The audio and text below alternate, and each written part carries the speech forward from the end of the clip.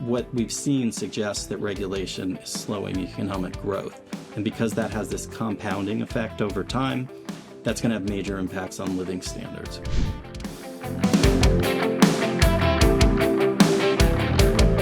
Hello. Welcome again to an episode of the Let People Prosper Show. My name is Dr. Vance Ginn. I hope you're having a prosperous day. Well, today I'm delighted to have on a guest who knows a lot about regulations, the impact of regulations, economics and opportunity costs, and a whole bunch of other things. And it's none other than James Broughel. James, welcome to the Let People Prosper Show. Thanks for having me, Vance. Great to be with you. Well, the pleasure's mine. It's really good to have you on. I've been following your work for a long time. I think we've interacted a few times. I know we have, and so it's good to have you on the program. Before we get going, though, we've got a lot to talk about, so you don't want to miss it for the audience. Let me go ahead and read his bio for you, and then we'll jump right into it. Dr. James Broughel is a senior fellow at the Competitive Enterprise Institute, also known as CEI. Dr. Broughel is an accomplished economist whose expertise lies in regulatory institutions and the impact of regulations on economic growth. He is the author of the book, Regulation and Economic Growth, Applying Economic Theory to Public Policy, and is a regular columnist at Forbes, where he writes on topics such as energy and cryptocurrency. His writings have also been featured in esteemed publications such as the Wall Street Journal, the Los Angeles Times, and the Washington Post. In addition to his popular writing, Broughel has published in academic journals, including Regulation and Governance, Contemporary Economic Policy, and others. Broughel holds a PhD in economics from George Mason University and a BA and MA in economics from Hunter College of the City of University of New York. So, with all of that stuff going on, Dr. Broughel, I should have said that in the beginning. My apologies. All right. Why do you do what you do every day? You know, I guess what motivates me more than anything is just pursuing what makes me happy and what I'm interested in. I'm kind of an Epicurean, I guess, in that sense. I write about what I'm interested in. Yeah. Maybe I don't know, I grew up and my dad was a corporate lawyer and he hated his job every day, and he'd come home and say how much he hated his job. And when he was about 50, he finally quit and he decided he was going to go become a teacher. And the financial crisis happened and basically he couldn't find a job, and maybe he was 55. He kind of retired at that point. And so I think growing up with my dad like that, I was always just kind of like, life's too short. I should just do what I want. And I didn't go to college right away after high school. I moved to New York City and kind of messed around in bands and stuff. And so then I got interested in economics. And so I've just had this kind of roundabout path, and I've followed what's interested me. Very interesting. So you mentioned a band. What instrument do you play? So, I started playing guitar when I was 13. Okay. I had a guitar teacher I worked with pretty seriously throughout high school, but when I moved to New York, just to meet people and make friends, I started playing bass because everyone always needed a bass player. So I played in a band called Levy, which was the singer's last name. We put out a couple albums on a record label called One Little Indian Records. Huh. If you're interested, Rotten Love was the first album, which is probably the better of the ones I was involved in. But nice. We toured in the UK a couple times, and it was a good experience, but it all kind of ended in whatever as bands usually do. Yeah. And eventually I went back to school and found other interests like economics. There you go. It's wild. I didn't know that about you. I played drums. I still play drums. I'm a drummer, so we should rock out sometime. Yeah, that'd be fun. absolutely. Rhythm section. I started playing when I was 16 and played in a pretty hard rock band at that time. Our inspirations at the time were like Tool and Korn and Deftones. Late Everybody 90s. compared my band to the Smiths. Okay, We were there you kind go. of indie Brooklyn rock band. Like Interpol, The Strokes, these were the big bands when I was in New York. So everybody was kind of imitating them. Wow, yeah. It's interesting, too, because I've read some research on this, how those who are drummers or musicians in general use a lot of math. They're very analytical in a lot of ways, and I've seen that throughout other people. Did you always have an interest in math? I think I had a knack for math. I was, in high school, I was a bit of an underachiever. I did better in college, but I do think, playing bass, I always felt like there was a right answer, kind of. The bass line existed, and I just needed to find it, and I was just noodling around until I found the notes that fit in the right place. Yeah. And I think, with economics, I don't know, I'm very attracted to, the logic of it and following reasoning, and either something is logical and works or it doesn't work. And so I see that parallel maybe. But I don't know if I'm I think I have a knack for math, but I don't consider myself like the most mathematical person ever. Yeah, that makes sense. Anyway, I didn't even know to go that direction today, but that was a great way to start. And so what really got you into economics then? As you're doing this, being a bass player and living the rock star life, which is what I usually call mine, because it's a wild time, and you're right, you break up for different reasons and everything else. But what really got you started toward economics, and what are your assumptions? Is there a particular type of school of economics that you adhere to more than others, or anything like that? Yeah, I mean, what first got me interested in economics was I had a girlfriend who got me a subscription to The Economist magazine. Okay. And I was probably 25 or so when that happened. Yeah. And I was kind of a bum in New York, working in bars. I wasn't reading a lot. And she thought I would be interested in this for some reason. And I was just fascinated by it. And I just started reading it cover to cover each week, literally. Yeah. And I went to a bookstore and went to the economics section. It was like, I read it and I pulled off Capitalism and Freedom because I was like, I've heard of Milton Friedman. Yeah. I think he's supposed to be a good economist. And this stuff just blew my mind. I guess I was attracted to how counterintuitive a lot of it was. Yeah. Like, oh, the minimum wage is bad. Like, that's not what I've been told my whole life. Or like, licensing doctors has all these problems. And I liked the fact that it was like totally the opposite of everything I'd ever heard my whole life, especially Friedman. Like the way he presented the arguments was so compelling.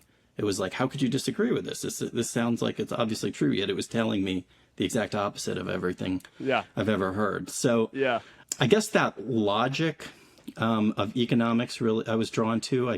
I guess that's why I liked Austrian economics when I started reading people like Hayek and Mises. Mm-hmm. I was interested in kind of where philosophy and economics overlap. So when I eventually went back to college, I was taking philosophy classes, taking economics classes, and I don't know. Yeah, I guess it was just that blend. I mean, I consider myself Austrian in that sense. Yeah. In that sense that like I like words, I like reasoning, I like logic. But I don't always necessarily, I'm also like kind of pragmatic, and I like policy analysis. And so the law and economics movement in economics, which is focused on cost benefit analysis and regulation, and is a lot more pragmatic than some Austrians who are kind of more in the ivory tower and more theoretical. Yeah. So I guess I'm kind of a blend of those two schools, if you will. Well, that makes a lot of sense. And I'm pretty much in the same school of thought as you, I think.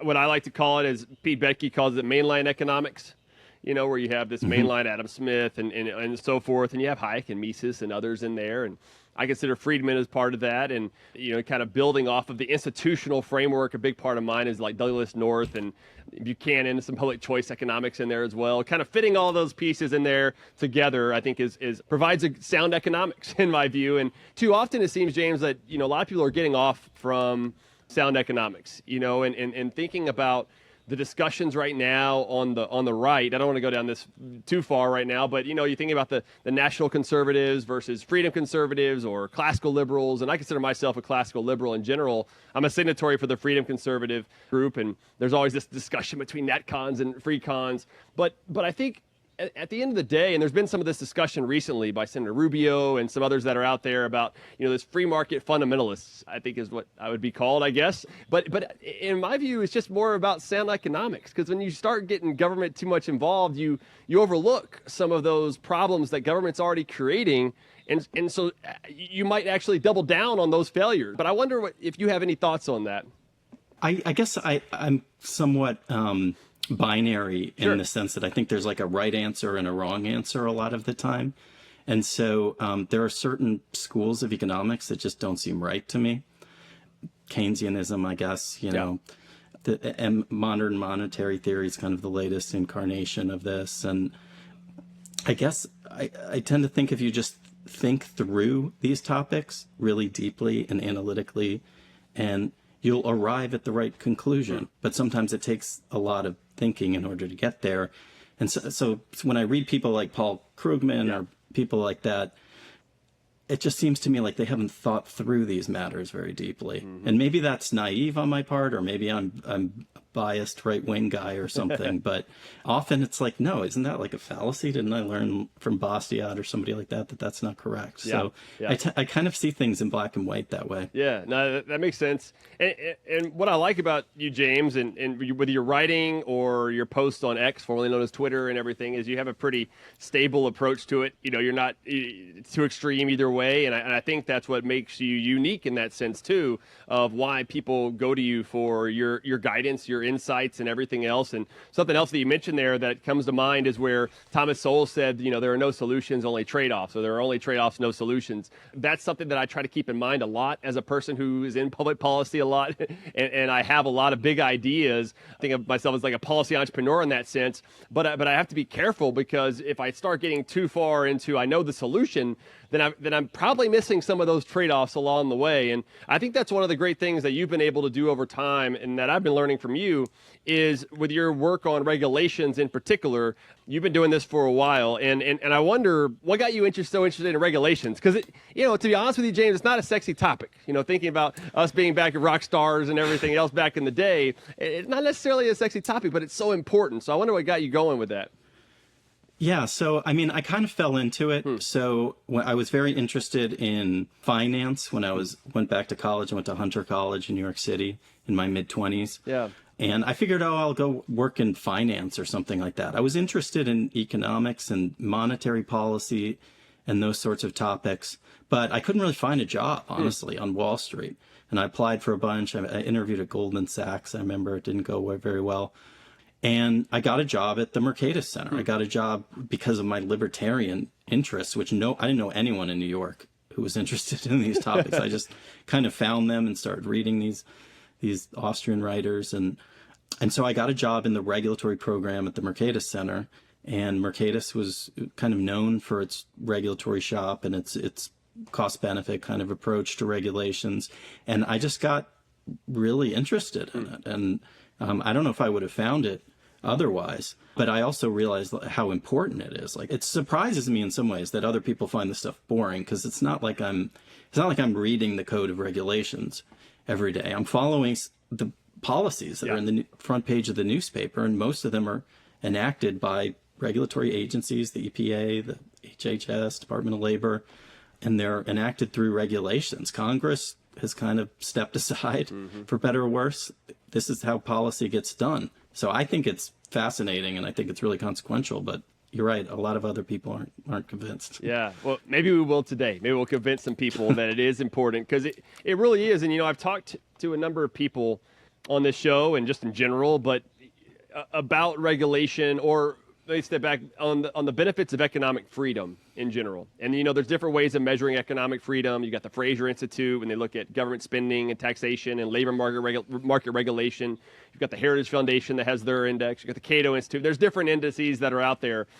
But when I started drilling down to what are some of the major things that separate countries in particular apart from others, and their roles for economic freedom and more economic growth and everything else. And the big thing that I've come to realize is that, or they've been told really, whether it be John Taylor or some others, is that they'll say regulations. Regulations is one of the most burdensome, because it's a it's a hidden price. It's a hidden tax on many people that they don't see, but it influences us every day. And I wonder, you know, if you had somebody come up to you and ask you, you know, look, why study regulation? I mean, yeah, maybe you could see that it's out there, and Congress isn't doing their job, so we need people who are doing that.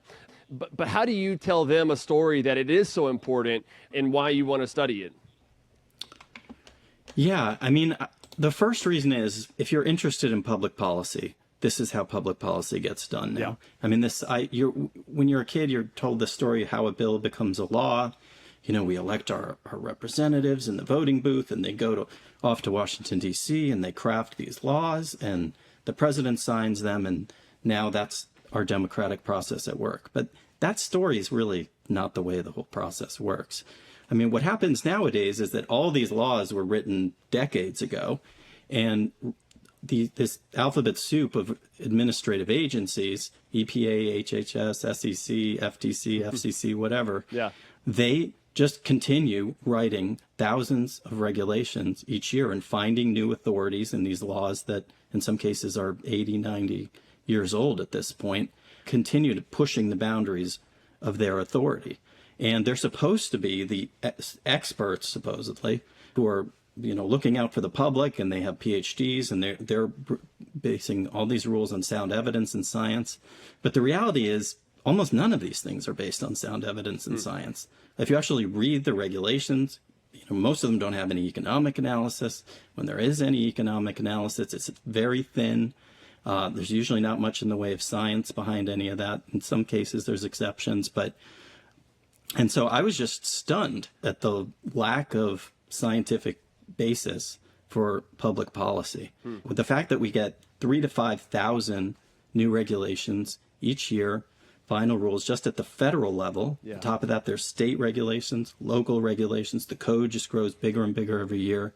I mean, this affects every aspect of our life, everything you eat, what you drive, how you travel, your home, your workplace, everything is being touched by regulation in some manner. So if you care about public policy, this is how it gets done. And I think that, regulatory analysis, cost-benefit analysis, that's kind of the correct lens, I would say, to look at these policies and evaluate whether they make sense. Yeah, well put there. Are there specific types of regulations that you like or that you consider in your evaluation more than others, like in the banking or labor, or do you kind of run the gamut on different types? So a lot of my work focuses on the process by which regulations get created, and the process by which they get reviewed to determine whether they're working. But I do at times dig more deeply into some regulations than others. I've been writing about permitting reform recently and AI regulation just in the last few months. But, I would say the regulations that are likely to have the biggest impact are those that prevent technologies or allow technologies, from coming into being. Especially big sweeping technologies. They're sometimes called general purpose technologies by economists. So you can imagine like imagine if there was a regulation that said you're not allowed to have computers or you're not allowed to have the internet. Like that would have sweeping ramifications, or you're not allowed to drive automobiles. So we actually have regulations kind of like that. They're just for technologies that aren't really widely available yet.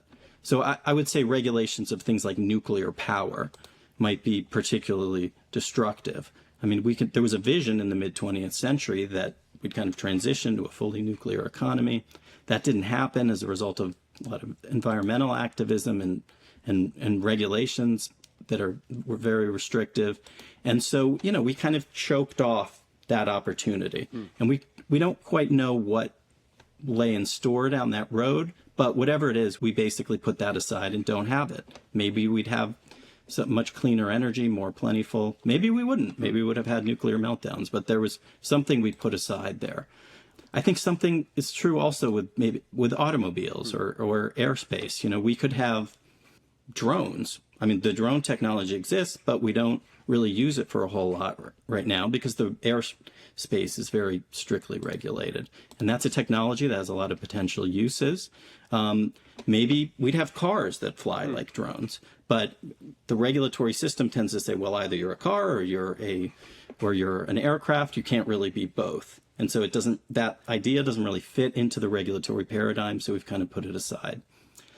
The last thing I'll say is just aside from these regulations that restrict technology in that way, there's this general problem of the accumulation of regulations, which is just that the code gets bigger and bigger every year because we add more rules than we take away. This adds complexity, and this tends to be a drag on economic growth. We don't have a lot of research on the macroeconomic effects of regulations, but I'd say in the last 10, 15 years, we've gotten more of it. And what we've seen suggests that regulation is slowing economic growth. And because that has this compounding effect over time, that's going to have major impacts on living standards. Yeah, fascinating. There's I don't know if you get was it American Action Forum with Douglas Holtz-Eakin. He sends out this newsletter pretty often, and I should have him on sometime too. That'd be a good discussion. But they kind of they capture the regulatory cost up through the certain number of years in each presidency, going back to Obama and Trump and Biden. The last one I've seen, you might have seen a newer one, but I think Obama was close to $300+ billion. Trump was around $30 billion. Biden was like $400+ billion. And so, you could kind of see the magnitudes with which these regulatory costs have been using the cost analysis that they've done. I wonder, first of all, is that something that you think is a legitimate way of comparing those? And do you find that in the Trump administration, and as we were talking before we went on, I was the chief economist for the White House in Management and Budget, so I got to look at a lot of the executive orders, worked with OIRA a lot. Paul Ray was the administrator there at the time, and my team looked at the cost-benefit analysis of some of those things. And what was interesting at the time and it was that you were writing about that. Basically, there needed to be a better cost-benefit analysis looked at. And as I was telling you earlier, but it was influencing our work. And you might not have known that at the time, and I don't think we talked as much then, but it was because it was help pushing us, and I kept pushing our team to say, look, I think what he's saying is correct. How do we incorporate this more within our body of work? And so there was that influence that was going on. So I appreciate everything you were doing with that. But I wonder, when you look at these presidents and you look at the magnitude of the amount of regulation that goes on, we were finding that the deregulation was actually very helpful for more economic growth when you added that in with the Tax Cuts and Jobs Act and everything else. But it wasn't negative. I always thought it was going to be a decrease in regulations. The cost was still going up. And so I wonder kind of what your thoughts were around that time or now of these presidents and the amount of regulations that happened over time. Sure. So I'm familiar with that American Action Forum database regulation rodeo, I think it's called. And they're definitely doing a service. What they do is they go through the Federal Register every day, is my understanding, and pull out all the cost estimates that the agencies produce. So these are, when an agency issues a regulation, they'll sometimes issue a cost estimate, not every time, but I guess maybe the preponderance of the time. So the regulation rodeo database basically adds up all those cost estimates. So it's certainly a good thing to do that. The agencies have taken some time to estimate the cost of their rules, but those estimates are also imperfect. Mm-hmm. So you have to recognize that, first of all, it's the regulatory agency themselves. So they might have an incentive to downplay the costs. Even if they don't, they tend to not count certain categories of costs. So they tend to look at paperwork costs or compliance costs, but they don't evaluate things like deadweight loss from inefficiency caused by regulations or indirect costs that might, a business might have an impact on some secondary industry and might slow down growth in that industry. And so those kinds of indirect impacts aren't tallied. So those cost estimates, I think, are worth looking at and worth adding up, but aren't necessarily comprehensive. They're probably, you might think of them as a lower bound, I guess. I mean, there are studies that have estimated the macroeconomic effects of regulation, and they tend to have huge estimates. There's some that my colleague at CEI, Wayne Cruz, has an estimate that's about $2 trillion a year. Patrick McLaughlin and a couple of co-authors at Mercatus Center have an estimate that's about $4 trillion a year. And there was a study in the Journal of Economic Growth that estimated about $40 trillion a year, because they basically said growth has been slowed for the last 60, 70 years as a result of regulations. And after that much time, you lose 2% annual growth. It adds up to numbers that big. So all of these are kind of ballpark estimates. They're, they're different assumptions, different models. But when you start thinking about, does regulation slow growth, that's how you get these really astronomical impacts. And that isn't evaluated in these microeconomic rule-by-rule estimates that the agencies produce. So those are worth looking at. The one last thing I'll say, just in terms of improving the analysis of the agencies, is just that they really don't do a good job of estimating the opportunity costs of their rules. They don't. This issue of how much investment is displaced by our regulations, and what do we give up as a result of that, those returns that would be reinvested period after period going into the future. They don't deal with that issue correctly. Historically, they haven't dealt with it correctly. And it's not an easy issue to address. There's not much agreement. The Biden administration is kind of going in the wrong direction with it. We're basically just assuming no investment is impacted by our regulations, which is, in my view, is preposterous. But that's pretty much the assumption they're providing. And so the cost estimates they're producing are just wildly on the low side. Yeah, that makes a lot of sense. And so there's something called the discount rate, and for the audience, basically it's a interest rate that's put in place in order to get the net present value of these costs kind of over time. And there's been a big debate, right, within the literature, but also among policy folks about what the interest rate should be. Because if you have it too low or too high, I mean, that distorts the overall costs of those cost-benefit analysis. And if I remember correctly, I think that was one of the big things that you pushed back on, right, is the discount rate. Now, I was wondering, wanted to get your thoughts on that. Sure. My view on this issue tends to be a little different than a lot of conservatives or free market people. Well, even many economists think of the discount rate. They think of it like in cash flow analysis, like it has to do with the time value of money, the opportunity cost of investment, this compounding effect that I was talking about a minute ago. But that's the discount rate in cash flow analysis. The discount rate in cost benefit analysis serves a different kind of purpose. So cost benefit analysis is a kind of welfare analysis. And so ultimately, when you're doing welfare analysis, you need to have some kind of assumption about how are we going to make comparisons across people. If one person receives $1 benefits, another person receives $1 benefits, how do we aggregate those across individuals? And so you're going to have some kind of value judgment that enters into the economic analysis at that level. And that's what the discount rate is. It's essentially a means of translating impacts into a common unit, which is called a present value, but it's a different sort of concept. It's more of a measure of welfare or well-being, unlike in cash flow analysis, where it's like how much money would be in the account and it would grow into some rate. So I view the discount rate as essentially an ethical question. And it's... So ultimately, there's not like a correct answer in the sense of like you could look it up in a table and find the correct interest rate that would be the correct discount rate. Because the question of like how much weight should we give to the future is ultimately an ethical one. Yeah. And so when you open up research on the discount rate, it tends to be full of math. It tends to be full of these like social welfare functions. And a lot of it, in my view, is just pseudoscience, basically. It's a normative question that they're trying to address with these technical means, which mask the fact that there's a lot of value judgments that are embedded into this decision. And so, I've always been guided by this question of like, I want cost-benefit analysis to measure efficiency. And I think that the definition of efficiency is basically we treat $1 the same regardless who receives it. And in my view, that's the only scientific way to conduct a cost-benefit analysis, because you're just objectively saying, here's what the impact is. There's $5 of impact. I'm not calling it $4. I'm not calling it $10. I'm calling it what it is, $5. And so in my opinion, the discount rate concept itself is inconsistent with efficiency.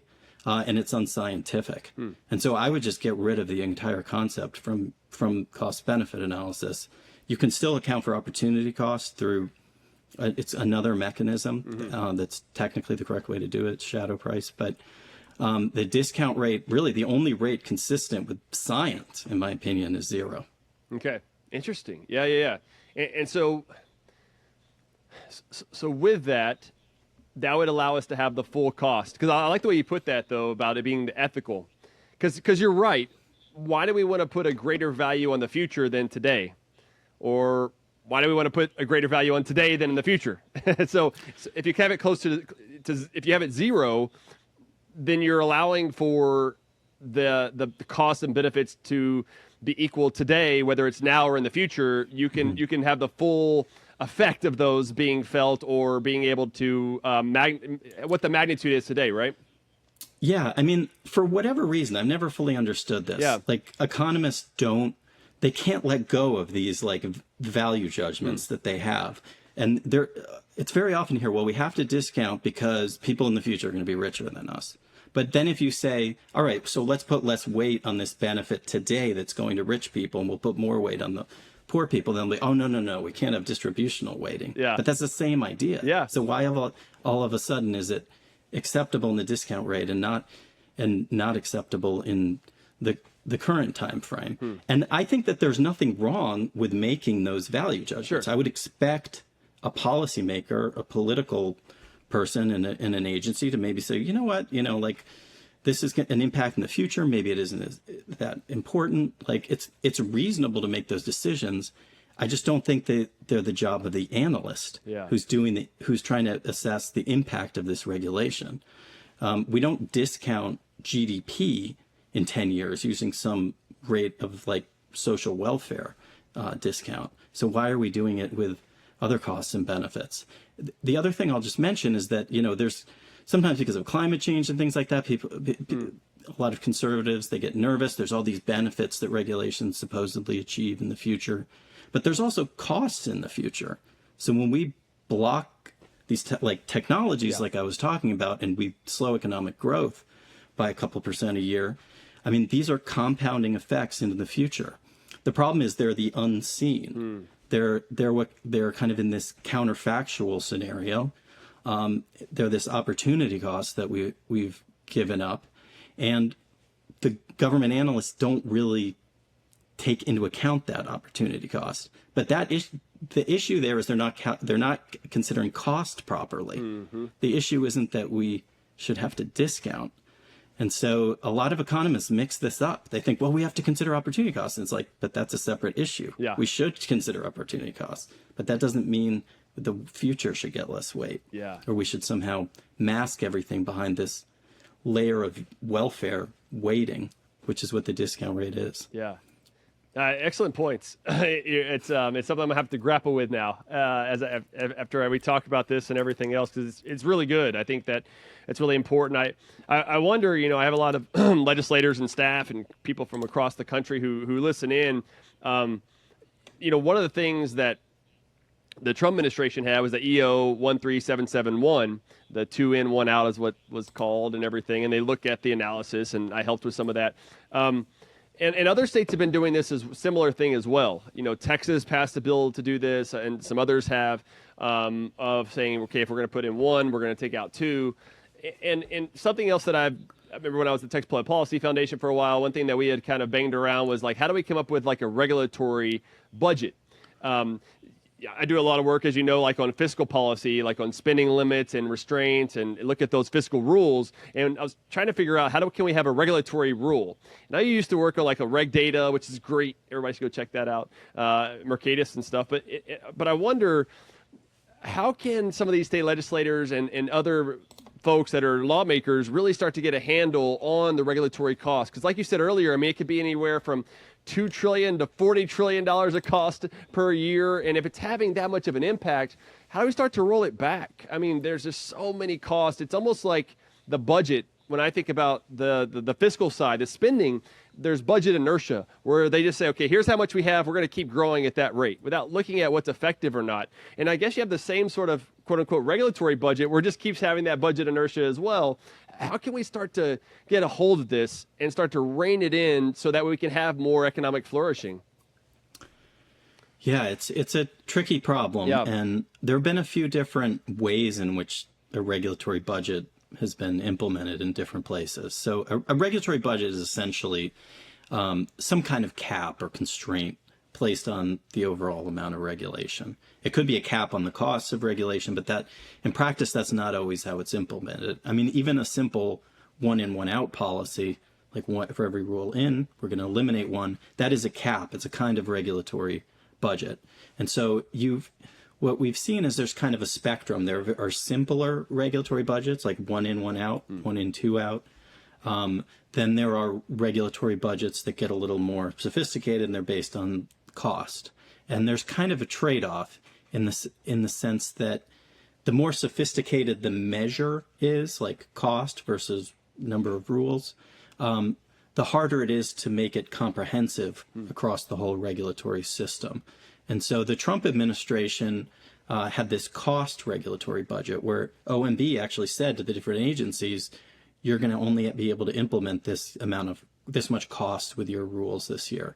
And it was the first time that it had ever been done at the federal level in the U.S. It was quite innovative. So an advantage of that is that a cost is a pretty good measure. It's something that we care a lot about. But a disadvantage is not every regulation has a cost estimate.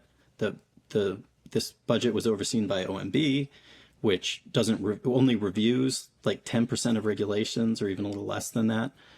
So a lot of regulations kind of escaping the regulatory budget, like independent agencies, the SEC, the Federal Reserve, their rules don't get reviewed by OMB. And these cost estimates, the budget really only applied to new regulations. Yeah. So new regulations have a cost estimate, and agencies would have to, I think the cap was 0 in the first year, so can't be adding new cost on net. And it was negative for many agencies in subsequent years, like you have to be reducing burdens. And that's a great goal, of course, but at the same time, you have like 180,000 pages of federal regulations that were from last year and every year before. Yeah. And those have ongoing costs that are kind of neglected under the system. So a simpler metric would be something like counts of requirements, which Ohio and Virginia have kind of variants of this that they've been experimenting with at the state level. And because they don't have the analysts to estimate all these cost estimates, most states don't really even estimate much in the way of costs from their regulations on a rule-by-rule basis. But a couple states, like Ohio and Virginia, they've done inventories, basically, of all the rules they have in the books or all the requirements or restrictions. The metrics have changed a little by state. But and then they've said, we're going to set reduction goals based on that. So in Ohio, they actually passed a law that said we're going to reduce restrictions by 30% over 3 years. And Virginia has a 25% reduction goal based on a count of requirements. So, some people say, well, one requirement's really big, one's really small. They're not all created equal. It's true. Yeah. But on the other hand, they have their whole regulatory system under the budget and under this cap. And they can kind of set these broad goals for the aggregate amount of rules. Whereas if you have cost estimates guiding everything, it's harder to make like a big reduction goal, like a 25% reduction. Yeah. So I think there's value in both. And they're not just new ones, right? That these are the total. Yeah. I think that stock of existing rules is just always the more important variable than whatever rules are, the rules coming out this year, they're in the newspaper, the politicians are worried about them, the journalists, but they're not the ones that are slowing the economy 1 or 2% a year. It's that stock of thousands of existing rules that have just piled up over time. Yeah. Okay, well, this has all been great information, of course, for us and for the audience and everything, James.